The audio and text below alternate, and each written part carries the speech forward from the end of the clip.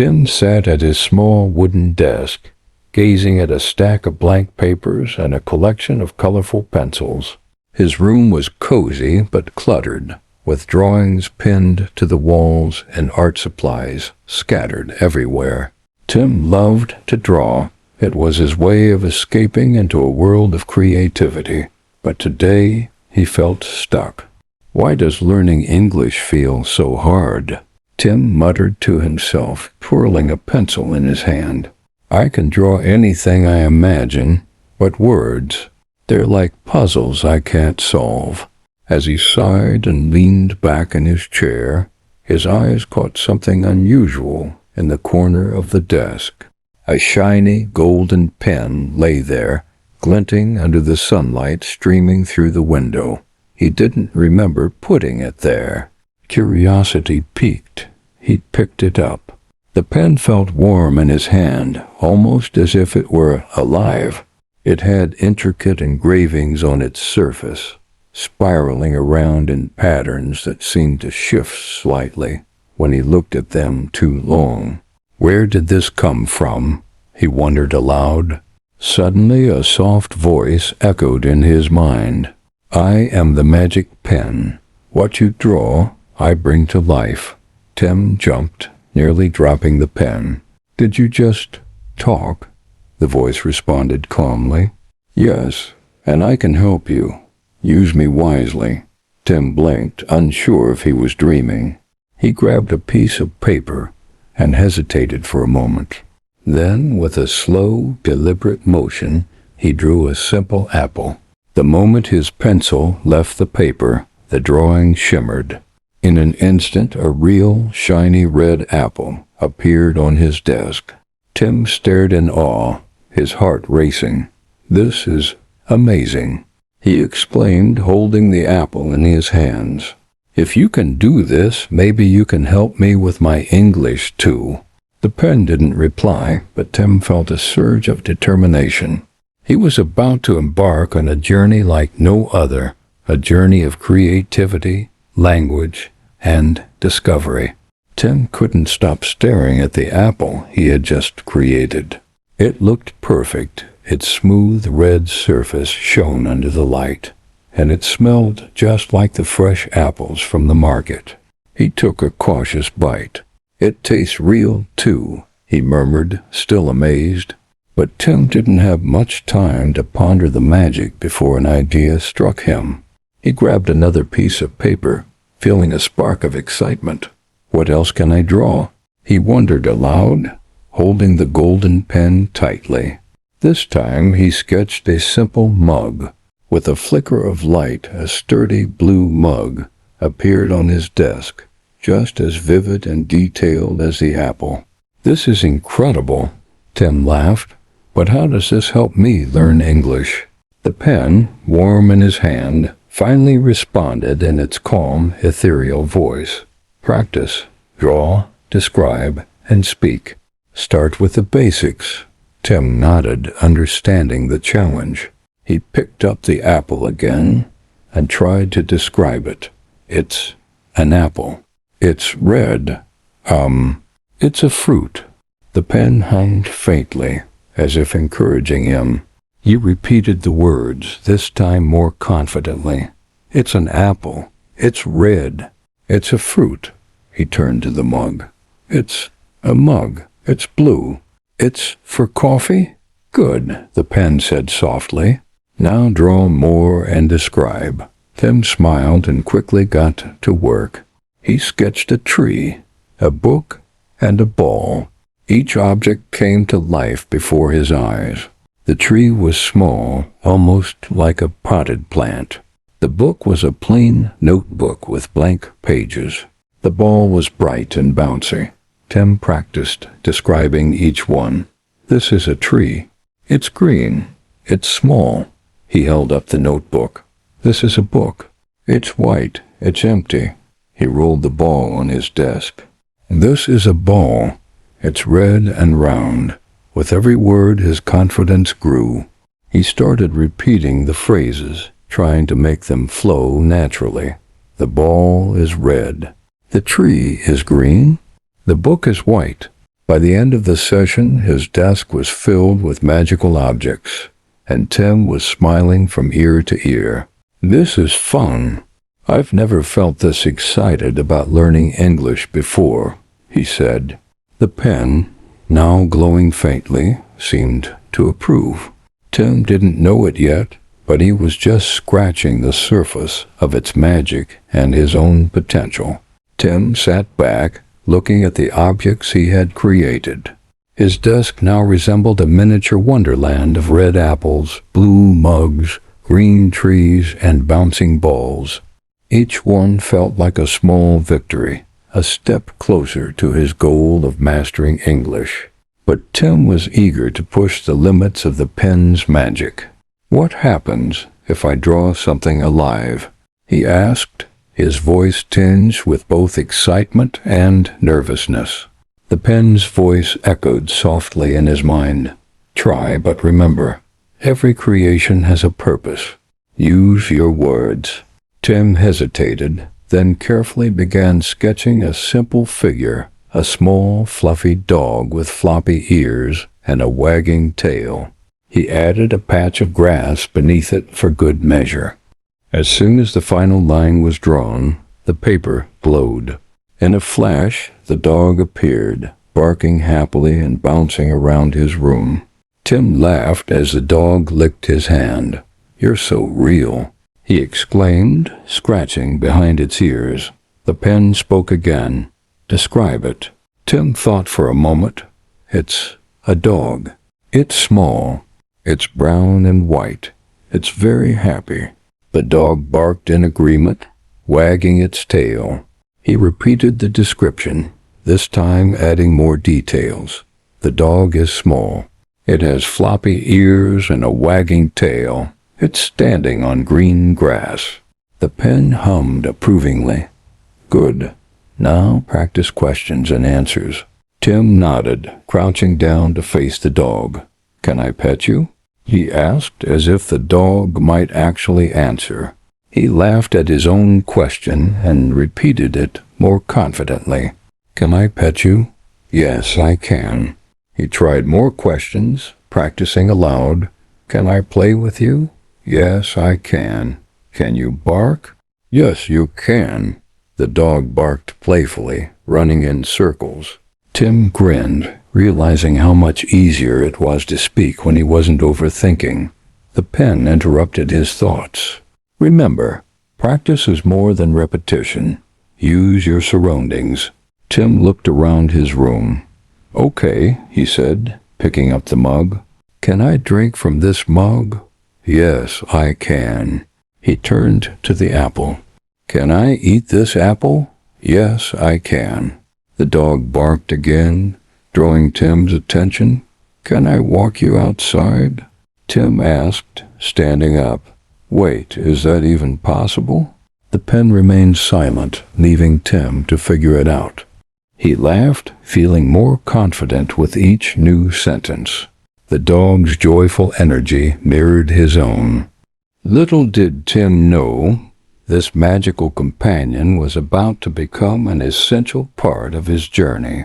The playful dog jumped onto Tim's lap, wagging its tail furiously. Tim chuckled, scratching behind its ears. "You're full of energy," he said, watching the dog bounce down and dart across the room. "But what should I call you?" He thought for a moment, then smiled. "How about Spot? Your tail has a little spot on it." Spot barked happily, as if approving the name. Tim felt proud. Naming the dog felt like another small step in improving his language skills. The pen's voice echoed gently. "Good. Now describe Spot again. Add more details." Tim nodded. "Spot is small and brown. He has a white belly and a spot on his tail. He's very friendly." He paused and tried expanding the sentence. "Spot is running in my room. He is happy and playful." Spot barked and dashed toward the notebook on Tim's desk. He nudged it with his nose, as if telling Tim to draw again. Okay, Tim said, picking up the pen. "What should I try this time?"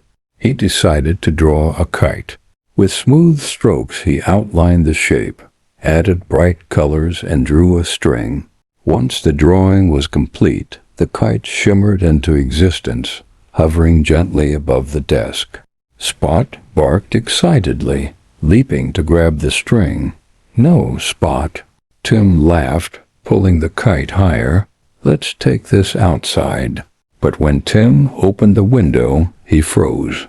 A sudden realization hit him. How could he explain what he was doing if someone saw him? Would he even know the right words in English to explain magic? He closed the window and turned back to the pen. I don't know how to say things like that," he admitted. "What if I make a mistake?" The pen's voice was calm. "Mistakes are part of learning. Speak, try, learn." Tim took a deep breath. "Okay, I'll practice." He imagined a neighbor asking, "What are you doing?" Tim practiced aloud. "I am flying a kite.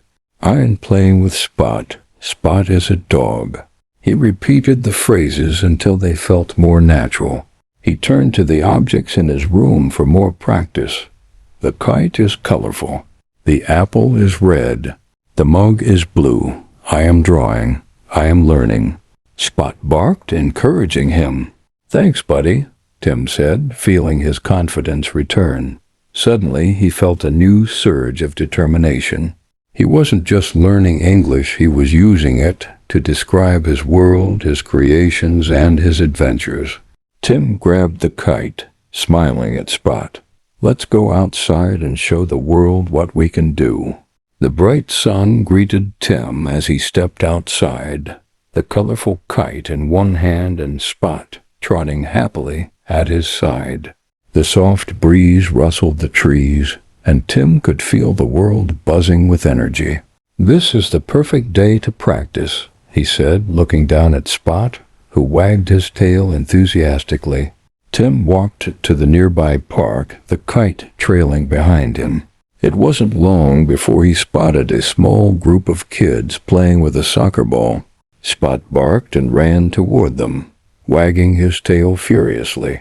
One of the kids noticed Tim and called out, "Hey, is that your dog?" Tim hesitated for a moment, but remembered the pen's advice. He took a deep breath and replied, "Yes, this is Spot. He's small and friendly." The kids smiled, and one of them crouched to pet Spot. "What are you doing here?" another asked. Tim held up the kite. "I am flying a kite," he said, feeling a rush of pride as the words came out smoothly. "Cool. Can we join you?" "Sure," Tim said, handing over the string. The kids laughed as they ran, the kite soaring higher into the sky. Tim used the opportunity to practice more English. "The kite is red and blue. It is flying high. The wind is strong today."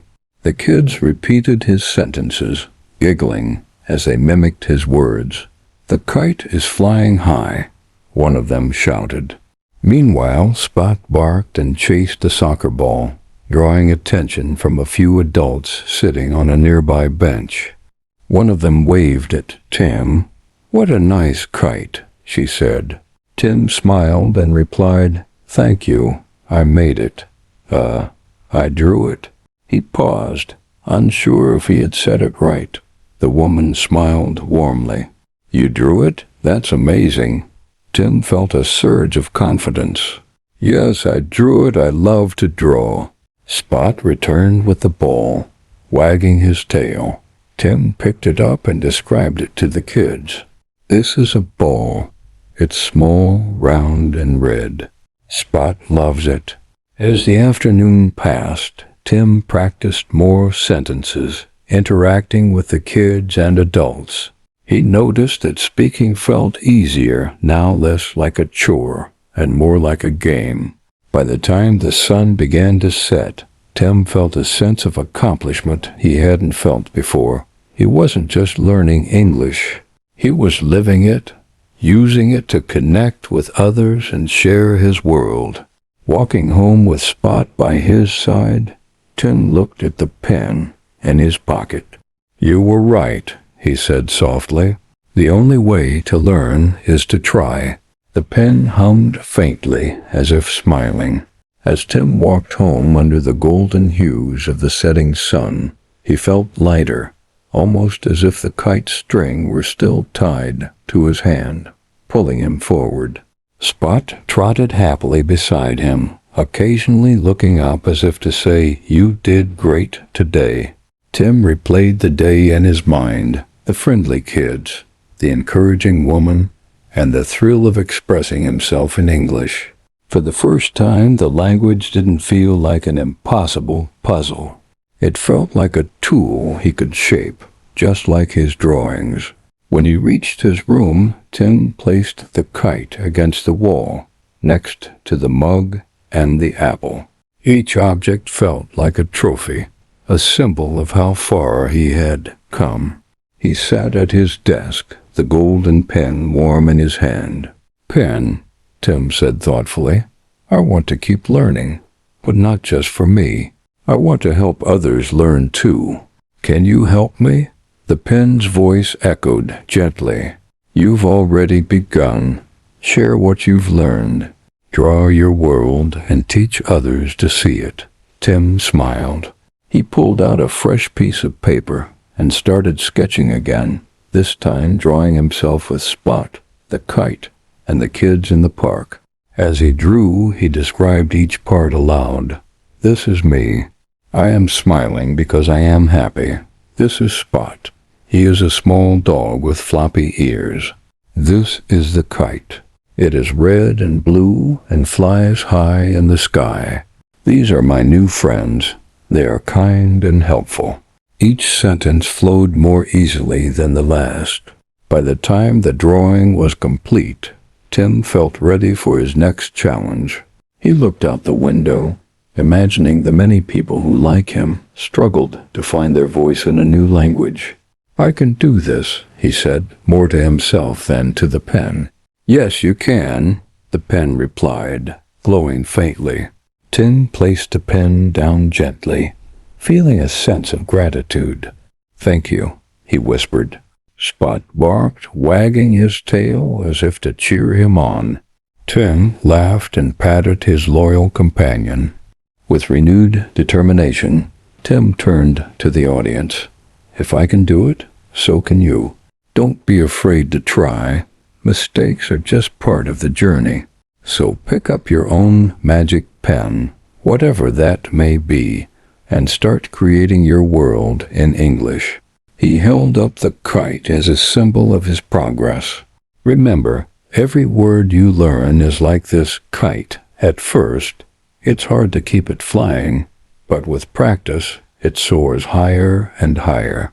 So don't give up. You've got this."